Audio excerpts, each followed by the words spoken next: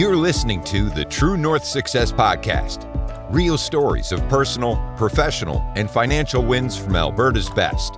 With your hosts, Gary Ma and Amy Kim. Hey everybody, welcome to the show. Today my special guest is Joanne Ginter. Joanne is a very accomplished business owner and registered psychologist with over 40 years of clinical experience, helping children, adults, and families in a variety of counseling and school settings. She is the author of The Fifth Positions, a guide for developing intercultural resilience and pluralism. It is my pleasure to have Joanne Ginter on the show today. Welcome to the show. Thank you, Gary. It's nice being here. So, Joanne, I gave a quick overview of your success, but can you fill in the details of what your business is all about, who you serve, and how long you've been doing this for? Well, I've been registered in this province since 1995, so quite a few years.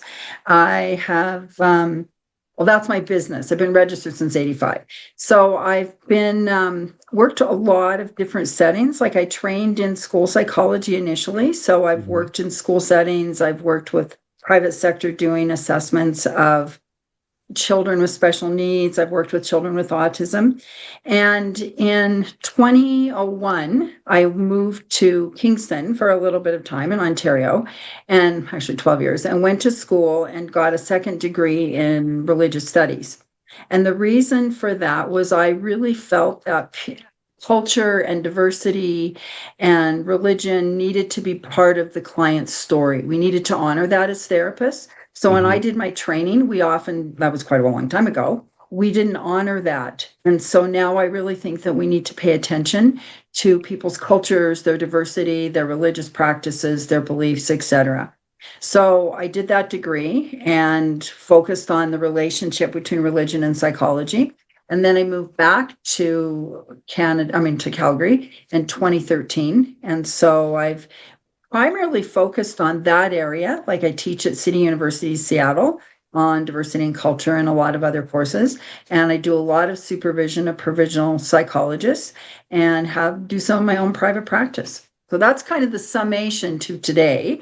And then there's some other things that I do.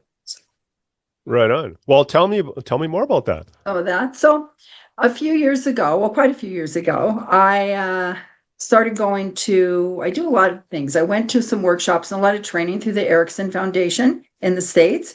And so I got really into using hypnotic techniques and sort of like Erickson used what's called utilization. So we use what's there in the setting. It's not always about formal hypnosis. It's about integrating what's there in front of you. So if someone's interested, go look up the African Violet Lady story. It's really good. So that did a lot of that. And then I went into expressive therapies, which is like art modalities, journaling, those kind of things to integrate. So I decided to combine those. So that's the change in my practice right now I want to do what I've labeled as creative trauma focused therapy. So I've worked with trauma for my entire career in multiple capacities. And I want to combine those. So I want to help people use the arts to work in their therapy and to use those modalities like painting or, the kintsugi broken bowl idea where you repair something and you repair it to make it more beautiful. The Japanese, it's kintsugi, and it's that idea of putting gold on it. Well, you can do that as a metaphor in therapy. Like you can think about yourself as being a bowl and life has broken you. And then through the process, you repair it and you're more beautiful because we all have brokenness through our life stories. And so that I want to use those modalities to help clients do healing. That sounds pretty neat. What do you think really sets you apart from the competition? I mean, is it some of the unique things that you've learned in the past? And like what really comes easy to you that others might find challenging? That's a good question because I saw it when you sent it to me and I thought about it and I thought, so it's been interesting because I supervise all these young psychologists in training and these interns and teach. And so I'm promoting the next generation. So I've been thinking, what's going to set me apart from them? Because I want to be their competition. Kind of sounds funny, but I do. Sure. So I want to look for what I can do differently, which is the creative trauma focused therapy. I want to combine the expressive arts with hypnotic techniques, doing something different Yeah. for clients. And I also, I realized I can do a consultation model because one of my provisional psychologists often has me meet with her clients to do a hypnosis consultation where I do hypnosis and she maintains the primary therapist role. And so I think that that's what's going to set me apart for the next probably 15, 20 years is to keep training and keep promoting and keep looking at these kind of techniques. The other answer to your question is, I think because I've been in so many different settings for so many years, like Hmm. we're in Ontario, working in schools, teaching. I actually worked on the Stoney Nakoda Nation for 8 years. I've just left that role. I really value people's culture and their sense of who they are. And so I don't have an issue asking you about a question that might relate to your culture or your sense of self or your values. I find that relatively easy. I don't think anything's very easy in life, but relatively easy to do because I just hold this great respect for who everybody is. All right. So that really, like your experience is quite broad, but then you narrow it down to quite a unique area, sort of a niche, I would say. Yeah. Um, what kind of tips or suggestions would you give someone who wants to be more successful, whether it's business or whether it's in psychology? That's a question I often ask myself, Gary. So I have to look at it from what the journey that I took. I think what makes someone successful is to find what you're passionate about. Mm-hmm. So find that population, find that technique, find that way of being. I always say to people, why are you sitting in the chair as a therapist? What do you believe is important to help your client with? So find that part that you're passionate about. Because lots of young psychologists are like, I want to learn this, I want to learn that. And I encourage them to, who do you really want to work with? Who do you want to be motivated to work with? I wanted to work with Indigenous peoples. I feel very blessed that I had that opportunity to do that. I still can work with Indigenous people, just not on the same contract. So I think that it's about what are you passionate about and what do you want to be? So then you look at that population and then you try to say, if I was going to market myself, this is who I am. This is what I think is really Mm-hmm. important. And I think it's also about finding, a lot of people are advertising or looking for new offices or things like that they want to be in. And I have a couple provisionals right now who are out, just finished their exam. And so they're going to be out looking for offices. And I want to encourage people to find the place that you feel most settled. Like my Right. office is not a fancy building.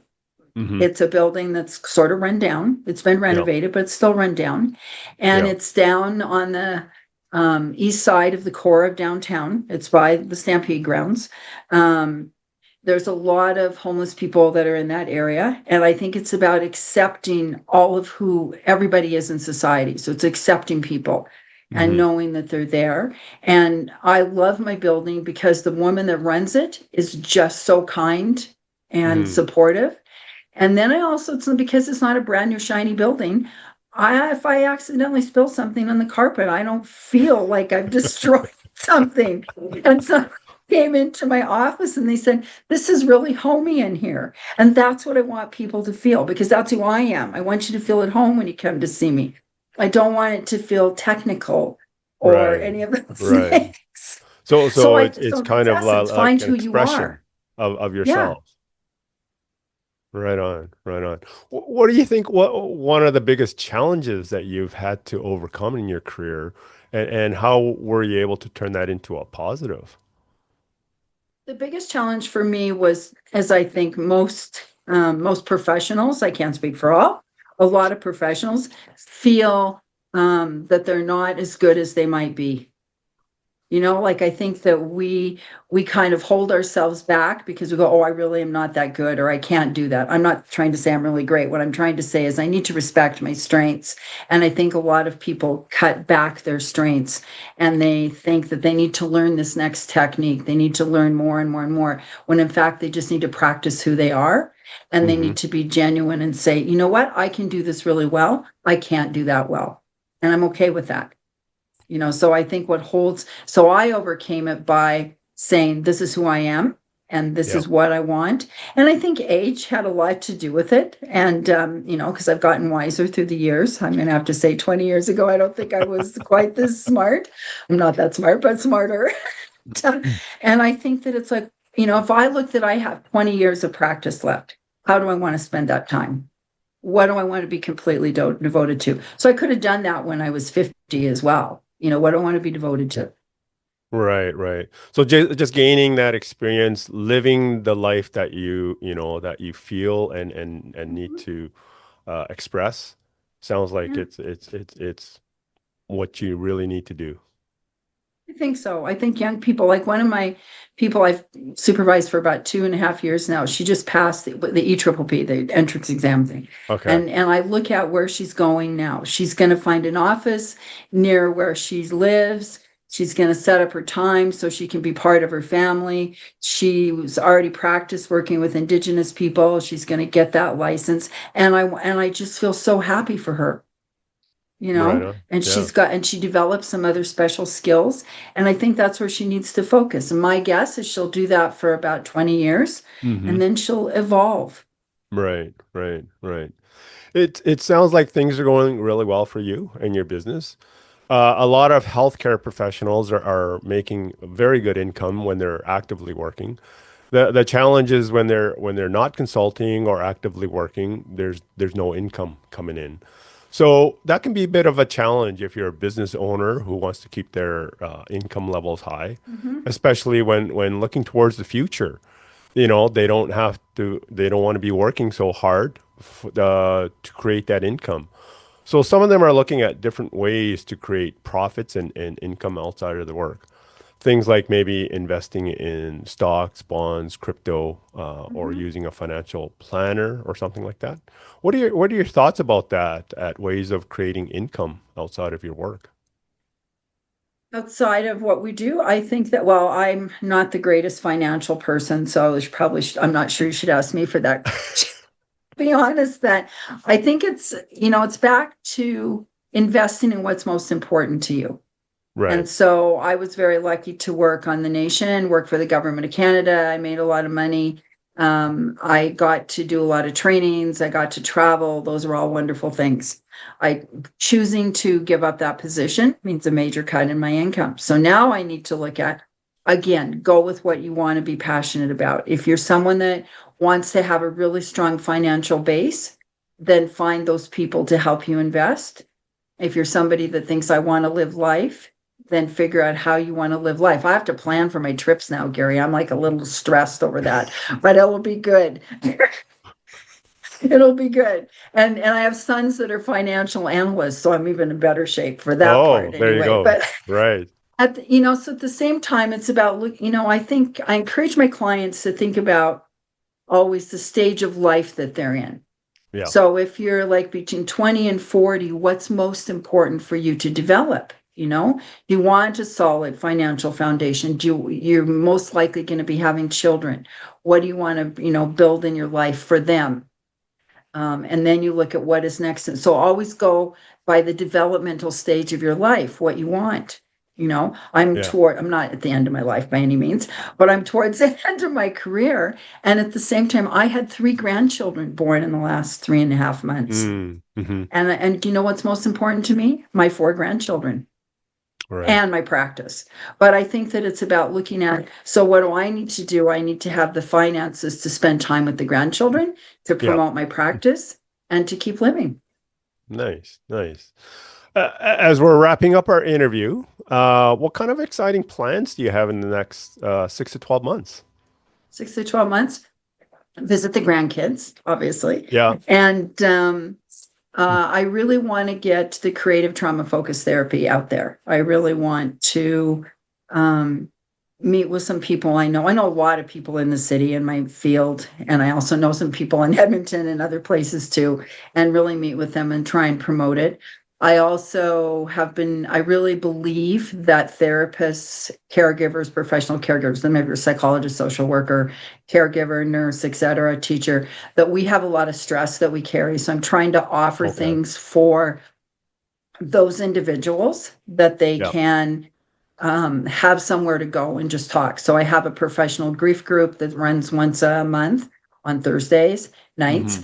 I also have a talking circle, which is a sharing circle. We just share that people can just come in, say, this is how my week is going, and people can just honor their story. Sometimes we spend so much time listening that we don't take time to honor what's happening for us. So I have that. So that's what I really want to focus on. And I have a grief group that I want to do with in the community. We used to work in grief a lot more. I worked at a funeral home when I was in Ontario, and I think it's something that just needs to be respected and supported. So that's my goals, is to work on the things I want through my practice. Well, Joanne, that wraps it up for today. Thank you so much for your time and sharing your thoughts and tips with us. It was a real pleasure to have you on the show. And Joanne, if people want to connect with you, what should they do? Probably go to sundancerpsych.com, Sundancer Psychological Services, and then the website sundancerpsych.com. Okay. So that's the best way. There's a lot of information about me on there. There's a lot of information about the different types of therapy, the groups, the professional groups, information about my book, which is about the religion and culture and diversity. And it's all in there. So, okay. Yeah. You're also on LinkedIn? Yep. Okay. As me. Right. As Joanne. Excellent. All Thanks, right. Gary. Thank you so much. Bye-bye. Take care. Want to share your success story? Apply to be a guest at truenorthsuccessshow.com/guest. We'd love to hear from you.